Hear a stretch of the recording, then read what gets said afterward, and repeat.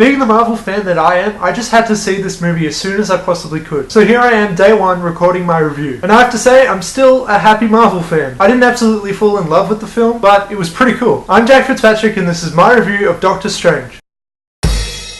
So, Doctor Strange tells the story of, well, Doctor Strange. The film establishes Stephen Strange as this successful and respectable surgeon. Early in the film, though, he experiences this severe accident, which leaves his hands physically worthless. This means that he can't be a doctor anymore, and that means that he can't save people anymore. But most importantly to him, that means that he can't be the best anymore. Because to the core, Stephen Strange is kind of an arrogant guy. He's very intelligent and very likable, and he kind of comes off as this character that deserves your respect and attention. But in the end, he's very much a smartass. So soon enough, he desperately does anything that he can to get his motor skills in his hands back. He soon learns of this experimental treatment which he must travel the world to do. When he finally arrives, he starts to learn about a metaphysical world which consists of alternate dimensions, and this is where the mystical arts of conflict are performed. You know, magic. And from here on is where he decides to be his own version of a superhero, Doctor Strange. So yes, the movie is another superhero origin story. But in this case, I think this was a good choice. Because people that aren't as into superheroes or comic books would definitely have no idea who this character is. I myself was not really that familiar with the character, other than a few guest appearances in other characters' comics, like a couple of Deadpool comics here and there. But hey, in this film, it turns out that Doctor Strange is a pretty cool character. Benedict Cumberbatch embodies the character extremely well. He certainly looks the part, and he makes the character likable. And I think that the character Doctor Strange will definitely grow into a beloved character and probably be quite central in the Marvel Cinematic Universe. The rest of the cast all do pretty great jobs, especially Tilda Swinton playing a character simply known as the Ancient One, and a guy whose name I don't know how to say. It's this guy, who is probably my favorite character. That being said though, we do definitely get some interesting, original, and gorgeous imagery in this film. You might even say that the visuals are strange. I shouldn't be allowed to do this. I was constantly impressed with the attention to detail regarding the way that the world in the film worked, as well as the general scenery. Doctor Strange presents its audience with an array of scenes which all bring something new to the Marvel Cinematic Universe. Things such as these world-bending abilities, as well as the character's abilities to alter space and time, conjure up these teleportation portals, and